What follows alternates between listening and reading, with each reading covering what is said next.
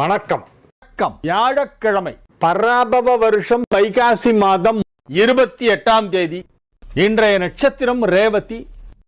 இன்றைய தினத்திற்கான திதி ஏகாதசி. இனி தெரிஞ்சுக்கலாம் வாங்க.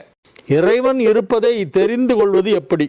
மனுஷன் கையில் ஒன்றும் இல்லைன்றது தெரிஞ்சாதான் இறைவன் இருக்கிறது புரியும்.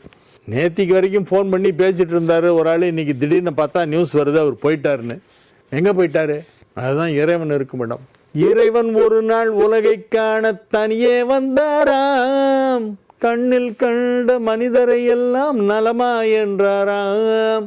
ஒரு மனிதன் வாழ்க்கை ரொம்ப மகிழ்ச்சியா இருக்கு, சந்தோஷமா இருக்கேன் நான், இன்னொருத்தன் கொடுமையா இருக்கு நானா. உடனே கடவுளை சிரிச்சிட்டாராம். என்னடா எல்லாரையும் ஒன்னாதான் படைச்சேன், ஒருத்தன் சந்தோஷமா இருக்குன்றான், இன்னொருத்தன் ஒரே கொடுமையா இருக்குன்றானே அப்படின்னு. அவரவர் மனநிலைக்கு ஏற்பத்தான் அவரவருடைய வாழ்க்கை அமையும் என்பது இதிலிருந்து தருகிறது. இறைவன் இருப்பதை எப்படி தெரிந்து கொள்வது அப்படிங்கிறது தான் இந்த கேள்வி. எப்படி தெரிந்து கொள்வது? நம்மளால முடியாததெல்லாம் அவன் செஞ்சுட்டு இருக்கான்ல. ஜே மணிகண்டன் பேரணாம்பட்டு. இறைவன் இருப்பதை எப்படி அறிவது? உங்களால் செய்ய முடியாததை இறைவன் செய்கிறான். சிவபுராணத்தில் பல பிறவிகள் தேவராய் புல்லாய் என ஆரம்பித்து தேவராய் என பல பிறவிகளை பற்றி பாடியுள்ளார் என்பது அனைவரும் அறிந்ததே. ஒரே நாள் வாழும் ஈசலிலிருந்து 100 ஆண்டு வாழும் ஆமை வரை பல உயிரினங்கள் உள்ளன. இப்படி பல பிறவிகள் இருந்தாலும் 85 லட்சம் பிறவிகள் இருக்கும் என சில ஆன்மீக ஆர்வலர்கள் கூறுகின்றார்கள். என்ன கேள்வி கேட்குறீங்க? அது விஷயத்துக்கு வாங்க. இதில் மனித பிறவியில் நாம் செய்யும் நன்மையை பொறுத்தே பிறவி, பேரின்பம், இறை பதவி இப்படிப்பட்டவையெல்லாம் வரும். ஏன் போட்டி பொறாமை என அலையும் மனித குலம்? போட்டி பொறாமை என அலையும் மனித குலம் ஜென்மங்கள் தங்களிடம் தங்களின் ஸ்டைலில் பதில் கூறவும். அது என்ன, எனக்குன்னு தனி ஸ்டைல்லாம் இருக்கானே. என்ன கேட்குறீங்கம்மா? லக்ஷ்மி வடுகநாதன் நிறைய பிறவி இருக்கு, புல்லாயின்னு ஆரம்பிச்சு தேவராய் வரைக்கும் எல்லாம் சொல்றாரு. எல்லா பிறப்பும் பிறந்தழைத்தேன் எம்பெருமான் அப்படின்னு எல்லாம் சொல்றாரு. சரி, இப்போ என்ன சொல்றீங்க நீங்க அதுக்கு? ஆமா, அதில் பல பிறவிகள் இருந்தாலும் 85 லட்சம் பிறவிகள் இருக்கிறதாம் அவை என சொல்லப்படுகிறது. அதில் மனித பிறவியின் நாம் செய்யும் நன்மையை பொறுத்தே பிறவிகள் பேரின்ப இறை பதவி கிடக்கும். மனித பிறவி கிடைத்திருக்கேன்னு சந்தோஷப்படுங்க. நீங்க ஏன் புல்லாய் பூண்டாய் பல்மிருகமாய் பறவையாய் அப்படின்னெல்லாம் நீங்க ஏன் அதெல்லாம் இப்போ யோசிச்சுட்டு இருக்கீங்க? மனித பிறவி கொடுத்துருக்காரு கடவுள். எதுக்கு? அவர் வணங்குறதுக்கு. மனித பிறவி எதற்காக நம்ம கொடுத்திருக்கிறார்? அந்த நம்மை படைத்தானே அந்த இறைவன், அந்த இறைவனை வணங்குவதற்காகத்தான் இந்த மனித பிறவி. எனவே நீங்கள் எப்பொழுதும் அந்த இறைவனின் திருநாமத்தை 5 எழுத்து மந்திரத்தை உச்சரித்து கொண்டே இருங்கள். அது போதும். 5 எழுத்து மந்திரத்தை சொன்னால் எல்லாமே கிடைச்சிடும். தாமஸ் ஆல்வா எடிசன் 3 மாசம்தான் பள்ளிக்கூடம் போனார். ஆனால் ஆயிரக்கணக்கான அறிவியல் கண்டுபிடிப்புகளை அவர் கண்டுபிடித்திருக்கிறார். தாமஸ் ஆல்வா எடிசன் தான் பல்பு கண்டுபிடிச்சார். நிறைய கண்டுபிடிப்புகளை எல்லாம் அவர் கண்டுபிடித்திருக்கிறார். இதை போல ரேரா சில அறிவாளிகள்லாம் தோன்றுவாங்க சார். ஜீனியஸ், சைல்டு ப்ராடிஜின்னு சொல்லுவாங்க ஆங்கிலத்தில். அந்த சைல்டு ப்ராடிஜிங்கிறது இயற்கையாகவே ஒரு பெரிய ஞானம் இருக்கும். எனக்கு தெரிஞ்ச இசை உலகில் மேண்டலின் சீனிவாசன் தான் நான் சைல்டு ப்ராடிஜி அப்படின்னு சொல்லுவேன். எங்கேருந்தோ ஒரு சம்மந்தமே இல்லாத ஒரு வாத்தியத்தை எடுத்து அதில் ஒரு கர்நாடிக் மியூசிக்கை வேர்ல்டு ஃபுல்லாக அதை வாசித்து கச்சேரி பண்ணி ஆகா ஓஹோன்னு என்ன ஞானம் ஐயோ. மேண்டலின் சீனிவாசோட ஞானத்தை பார்த்து நான் அப்படியே பிரமிச்சு போயிருக்கேன். ஏன்னா அவருடைய ஃபஸ்ட்டு கச்சேரி முதற்கொண்டு நான் அட்டன் பண்ணியிருக்கேன். 1982 இந்தியன் ஃபைன் ஆர்ட் சொசைட்டி இவருடைய இசை விழா அப்போ நடிகர் சங்கம் ஹாலில் நடந்தது. அன்றைக்கி தான் அவர் ஃபஸ்ட்டு மேடை ஏறி கச்சேரி பண்ணார். அப்போ உதயசங்கர் மிருதங்கம், அன்றைக்கி நல்லா ஞாபகம் இருக்குது எனக்கு, MV உதயசங்கர் மிருதங்கம். ஒரு பெரிய ஞானஸ்தான். அந்த மாதிரி ஜீனியஸ் எப்போ பிறப்பாங்க, அது எப்போ கடவுள் அப்படியெல்லாம் படைப்பாருன்னு தெரியாது. அந்த மாதிரி ஒரு ஜீனியஸ் தான் தாமஸ் ஆல்வா எடிசன். அவர் ஸ்கூலுக்கே போனதில்லை. ஆன்மீகத்தால் அடையக்கூடிய அதிகபட்ச பலன் என்று எதை சொல்லலாம்? இறைவனின் தரிசனம் நமக்கு கிடைத்தால் அதுதான் பெரிய விஷயம். இறைவனை நாம் காண முடியுமா? அந்த தரிசனம் கிடைக்குமா? அப்படி கிடைத்து விட்டால் அதுதான் ஆன்மீகத்தால் நமக்கு கிடைக்கக்கூடிய மிகப்பெரிய பலன். பெரிய மகான்களுக்கெல்லாம் தரிசனம் கிடைச்சிருக்கு. 20ஆம் நூற்றாண்டிலேயே இறைவனை பார்த்தவர்கள் இருந்திருக்கிறார்கள். பாம்பன் சுவாமிகள் இறைவனை பார்த்திருக்கிறார். ராமகிருஷ்ண பரமஹம்சர் இறைவனை பார்த்திருக்கிறார்.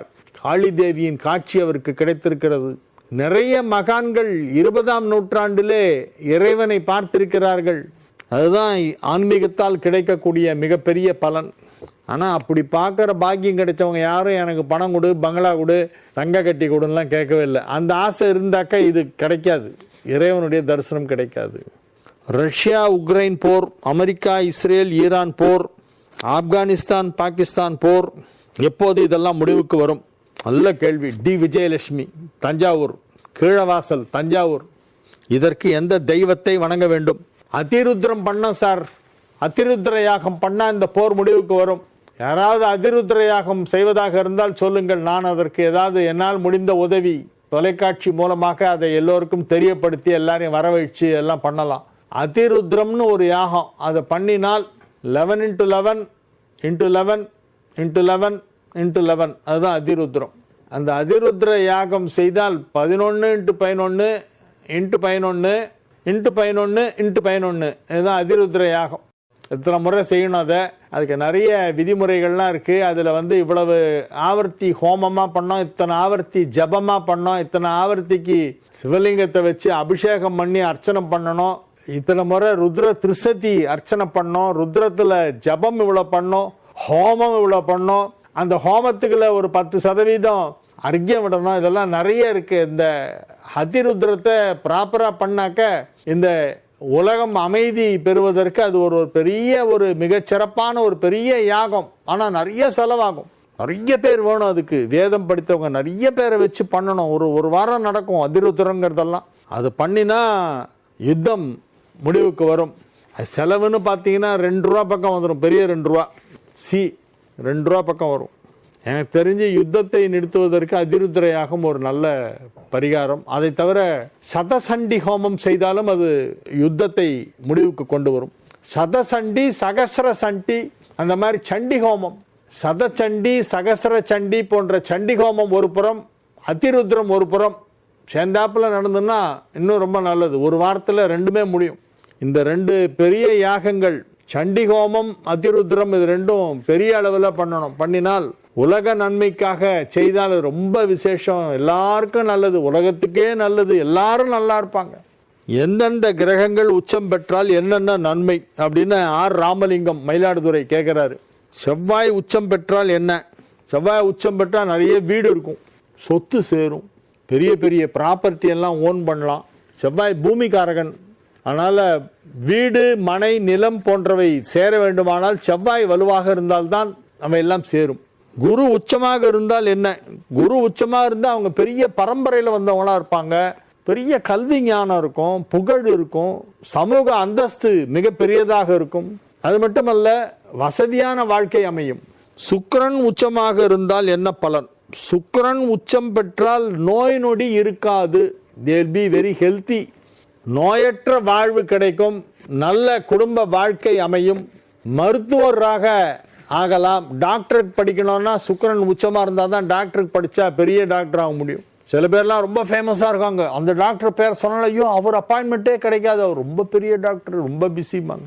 அவருக்கு ஏன் அப்படி பேர் கிடைக்குது அப்படின்னா அந்த புகழ் கிடைப்பதற்கு காரணமாக இருப்பது சுக்கிரன்.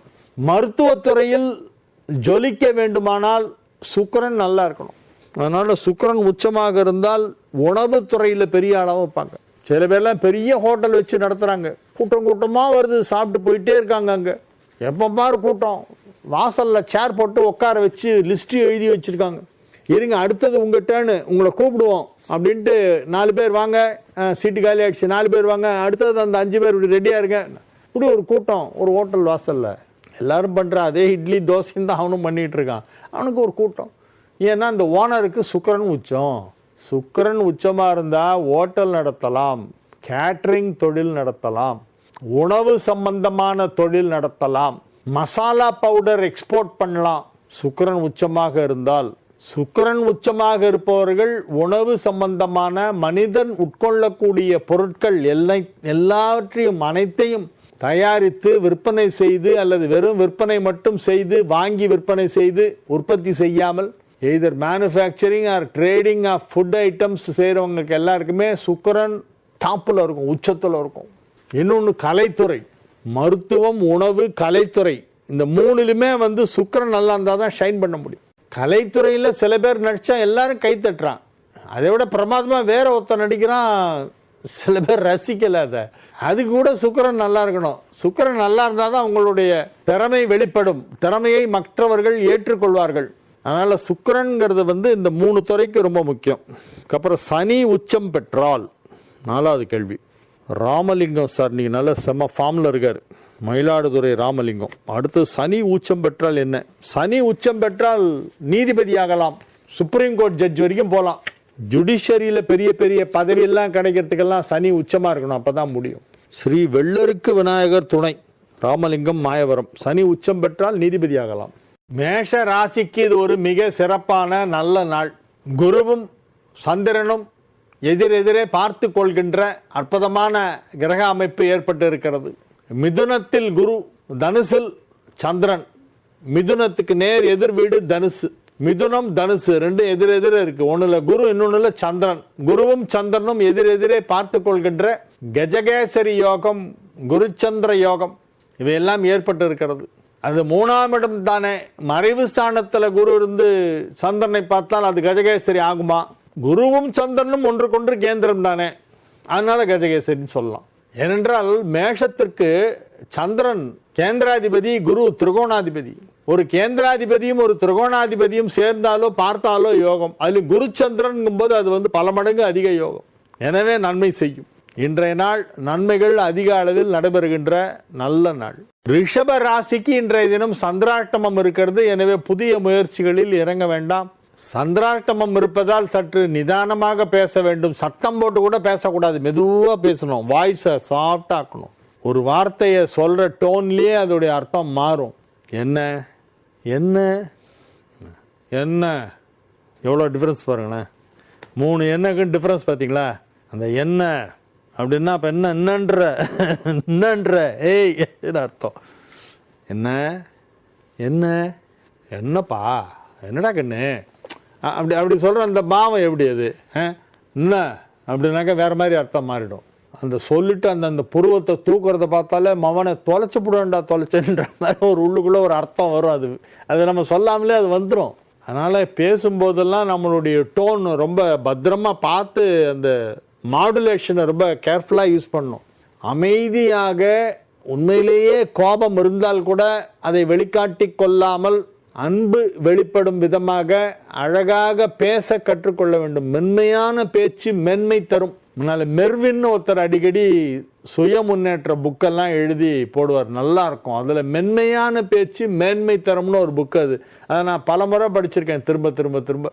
ரயில்வே ஸ்டேஷனில் இருக்கிற புக் ஸ்டால்லாம் கொண்டு வந்து அவரே புக்கை போட்டு போவார். இந்த மெர்வின்றவர் நல்ல எழுத்தாளர், சிந்தனையாளர். மென்மையான பேச்சு மேன்மை தரும் என்பதை இன்றைய தினம் மனதிலே பதிய வைத்துக் கொள்ள வேண்டும். ரிஷபராசி அன்பர்களே, மிதுன ராசிக்கு இன்றைய நாள் நல்ல நாள். கல்யாண வயசுல இருக்கிறவங்க, திருமணம் ஆகாத மிதுன ராசியினருக்கெல்லாம் இன்னைக்கு திருமண பேச்சுவார்த்தை இடம்பெறும். அது வெற்றிகரமாக நடைபெறும். இன்னும் 1 வாரத்திற்குள் உங்களுடைய திருமணத்தை முடிவு செய்து விடுவார்கள். உங்களுக்கு பிடித்தாற் போல், ஏற்றாற் போல், நீங்கள் எதிர்பார்ப்பது போல் ஒரு நல்ல வாழ்க்கை துணை அமையப் போகிறது. எனவே இப்பொழுது அந்த மணமேடை ஏறப்போகும் நல்ல நேரம் நெருங்கிவிட்டது. உங்கள் மன வாழ்க்கையிலே அடியெடுத்து வைக்கப் போகிறீர்கள். மணமகளே மணமகளே வா வா, உன் வலது காலை எடுத்து வைத்து வா வா என்று பாடல் ஒலிக்கும் சத்தம் உங்களுக்கு கேட்கும்.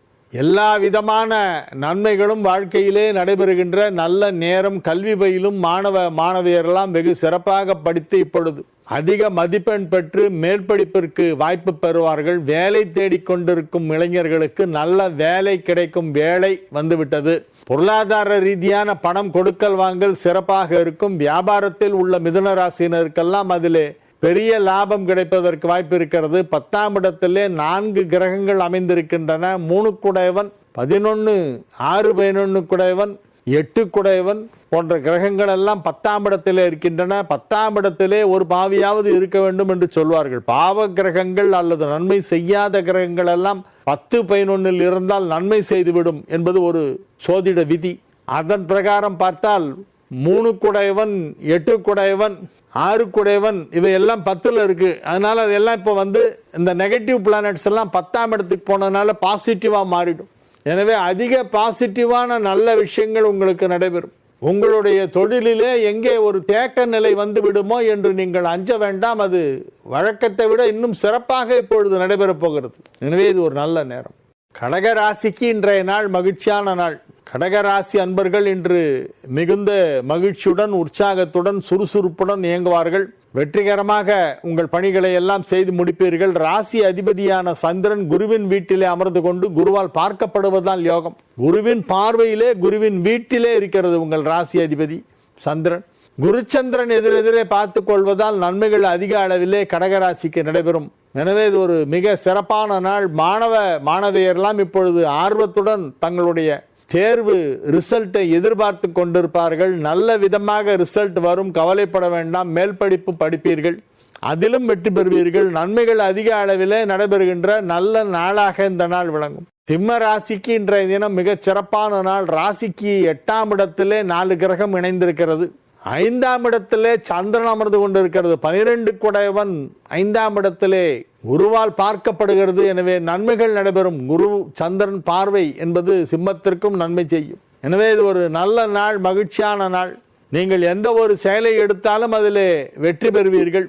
தலைமை பொறுப்பு உங்களுக்கு கிடைக்கும். உங்கள் அலுவலகத்தில் தலைமை பொறுப்பு அல்லது ஏதாவது ஒரு சங்கத்தில் தலைவர் அல்லது ஏதாவது ஒரு குழுவின் தலைவர் அல்லது ஏதாவது நீங்கள் வசிக்கும் பகுதியிலே உள்ள ஒரு நலச்சங்கத்தின் தலைவராக பொறுப்பேற்பீர்கள்.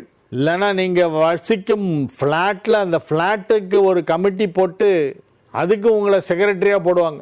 ஃப்ளாட் ஓனர் அசோசியேஷன் அப்படின்னு ஒன்று ஆரம்பிப்பாங்க. அதில் நீங்கள் உட்காந்து தலைவராக இருப்பீங்க அந்த ஃப்ளாட் ஓனர் அசோசியேஷனுக்கு. இல்லை உங்கள் தெருவில் இந்த தெருவை சேர்ந்தவர்களுக்காக ஒரு பொது நலச்சங்கம், ஒரு வெல்ஃபேர் கமிட்டி மாதிரி ஒன்று போட்டிருப்பாங்க. அதில் பார்த்தா உங்கள் பேர் இருக்கும். இப்படி எல்லா இடத்துலையும் நீங்கள் பொது வாழ்க்கையிலே ஈடுபடுவீர்கள். அதனால் உங்களுக்கு பெயர் புகழ் கிடைக்கும். உங்களுடைய திறமைகளை அதிலும் வெளிப்படுத்துவீர்கள். அதை தன்னலமற்ற சேவையாக மற்றவர்களுக்காக நீங்கள் சேவை புரிகின்ற ஒரு நேரமாக இது விளங்குகிறது. சில பேர் ஒரு சேவையுமே பண்ணாமல் நான் சேவை பண்ணேம்மா. சேவையாவது இடியாப்பம்மா. அது ஒன்றும் சேவையெல்லாம் இருக்காது, இடியாப்பம் தான் இருக்கும். ஆனால் சொல்கிறது நான் நிறைய சேவை பண்ணியிருக்கேன் சார்மா. யார் ஒருவன் சேவை செய்ததாக தானே சொல்லுகிறாரோ அவர் சேவையே செய்யவில்லை, இடியாப்பம் தான் செய்திருக்கார். அந்த மாதிரி இல்லாமல் நீங்கள் உண்மையிலேயே தன்னலமற்ற சேவையாற்றி அதற்கான பாராட்டுதலையும் பெறுவீர்கள். எனவே இது ஒரு நல்ல நாள். கன்னி ராசிக்கு இன்றைய நாள் மிகச் சிறப்பான நாள். மகிழ்ச்சியாக இருப்பீர்கள், ஆரோக்கியமாக இருப்பீர்கள். வெற்றிகரமாக உங்கள் பணிகளை எல்லாம் செய்து முடிக்கக்கூடிய நாளாக இந்த நாள் விளங்கும். ராசி அதிபதி 7ஆம் இடத்தில் இருக்கிறது என்பதால் நன்மைகளைத்தான் செய்யும். மறைவு ஸ்தானமான 8ஆம் இடத்திலே சுக்கிரன் இருப்பதால் குடும்ப வாழ்க்கை மகிழ்ச்சியாக இருக்கும். சுக்கிரனுக்கு 8 நல்ல இடம். எனவே இப்பொழுது நன்மைகள், பொருளாதாரத்திலும் அதிகமாக வருமானம் வரும். குடும்பத்தில் நன்மைகள் நடைபெறும். உத்தியோகத்தில் இருப்பவர்களுக்கு பதவி உயர்வு கிடைக்கும். மகிழ்ச்சியான சூழ்நிலையிலே நீங்கள் வாழ்ந்து கொண்டிருப்பீர்கள். உங்களுடைய இல்லம் மகிழ்ச்சியாக இருக்கும், உள்ளம் மகிழ்ச்சியாக இருக்கும், எல்லாமே மகிழ்ச்சியாக இருக்கும். துலா ராசிக்கு இன்றைய நாள் மிக சிறப்பான நாள். ராசி அதிபதி சுக்கிரன் எதிரிலே அமர்ந்து கொண்டு மேஷத்திலிருந்து பார்க்கிறது ராசியை. ராசி அதிபதி சுக்கிரன் பார்ப்பதால் உங்கள் ஆரோக்கியம் நன்றாக இருக்கும். பொருளாதாரம் மிக சிறப்பாக இருக்கும். குடும்பத்தில் சந்தோஷ அலை வீசும். குடும்பத்தில் அனைவரும் மகிழ்ச்சியாக இருப்பார்கள். எனவே அனைத்து விதமான நன்மைகளும் நடைபெறுகின்ற நல்ல நாளாக இந்த நாள் விளங்கும். துலா ராசியிலே இருக்கக்கூடிய வியாபாரிகளுக்கெல்லாம் வியாபாரத்திலே திடீர் முன்னேற்றம் ஏற்படும். மகிழ்ச்சியான நல்ல நிகழ்ச்சிகளிலே நீங்கள் கலந்து கொள்ளக்கூடிய நேரம் இப்பொழுது வந்திருக்கிறது. குடும்பத்துடன் சேர்ந்து ஒரு சுப நிகழ்ச்சியிலே கலந்து கொள்வதற்காக வெளியூர் பிரயாணம் சிலர் செய்வார்கள். ஊர் விட்டு ஊர் போய் ஒரு கல்யாணத்தில் அட்டன் பண்ண அதுக்காக போயிட்டு வருவீங்க.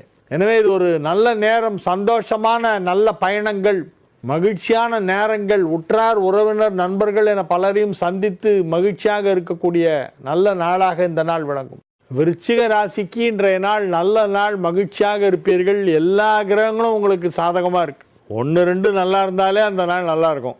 எல்லாமே நல்லா இருக்கு. ராசி அதிபதி செவ்வாய், 10 குடைய சூரியன், 11 குடைய புதன், 3-4 குடைய சனி எல்லாம் 4ஆம் இடத்தில் 5ஆம் இடத்தில் சேர்ந்திருக்கிறது.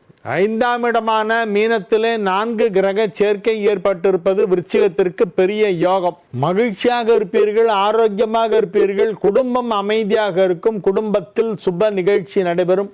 கணவனுக்கும் மனைவிக்கும் இடையே சின்ன சின்ன கருத்து வேறுபாடுகள் இருந்தால் அவையெல்லாம் மறைந்து போகும்.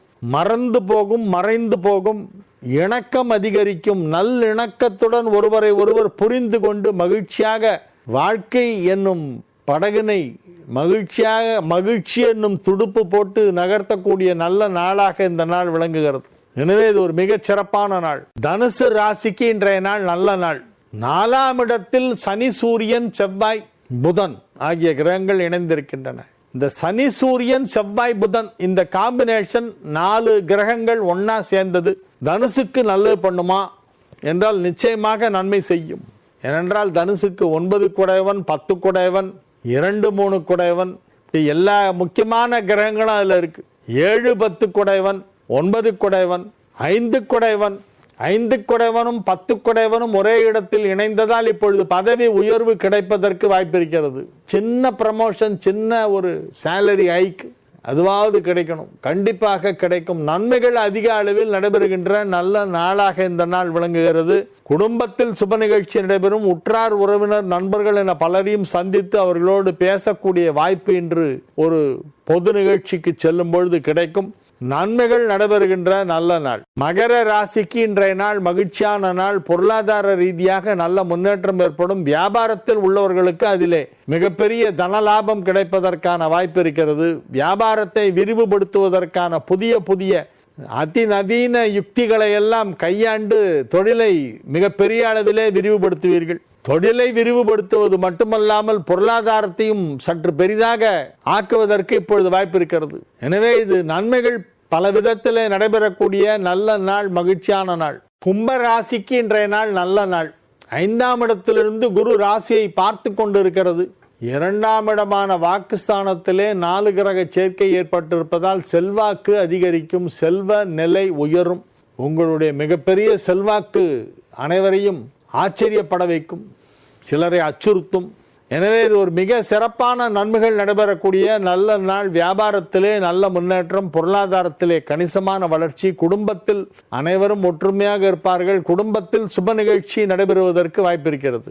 மீன ராசிக்கு இன்றைய நாள் பதவி உயர்வு கிடைக்கும். அலுவலகத்திலே எதிர்பாராத விதமாக திடீரென உங்களை அழைத்து இந்த அப்படி ஆர்டர், உனக்கு ப்ரமோஷன் அப்படிம்பாங்க. என்ன சார் சொல்லாமல் கொள்ளாமல் திடீர்னு பண்ணிட்டீங்களே, பரவாயில்ல, இன்னும் பெரிய அளவில் உனக்கு ப்ரமோஷன் கொடுக்கணும்னு நினச்சா நான் இப்போ இவ்வளோதான் முடிஞ்சுது, அடுத்த தடவை பார்ப்போம், இந்த புடி ப்ரமோஷன் ஆர்டர் வாங்கு அப்படின்னு கையில் கொடுப்பாங்க. அந்த மாதிரி எதிர்பாராத விதமாக திடீர் பதவி உயர்வு கிடைப்பதற்கு மீன ராசிக்கு வாய்ப்பு இருக்கிறது. ஏனென்றால் 5 குடையவன் 10ஆம் இடம் சென்றால் பதவி உயர்வு கிடைக்கும். வேலை தேடிக்கொண்டிருப்பவர்களுக்கு நல்ல வேலை கிடைக்கும். வேலை மாற்றம் செய்ய வேண்டும் என நினைத்து கொண்டிருப்பவர்களுக்கு நல்ல மாற்றம் கிடைக்கும். மகிழ்ச்சியான நல்ல நிகழ்ச்சிகளிலே கலந்து கொள்வீர்கள். உற்சாகமாக காணப்படுவீர்கள். சுறுசுறுப்பாக இயங்குவீர்கள். ஆரோக்கியமாக இருப்பீர்கள். மனதிலே ஒரு தெளிவு ஏற்படும். குருவும் சந்திரனும் எதிரெதிரே ஒன்றை ஒன்று பார்த்து கொள்கின்ற கஜகேசரி யோகம் ஏற்பட்டு இருக்கிறது. 4இல் குரு, 10இல் சந்திரன். எனவே இது மிக சிறப்பான நன்மைகள் நடைபெறக்கூடிய நல்ல நாளாக மீனராசிக்கு இன்றைய தினம் விளங்கும்.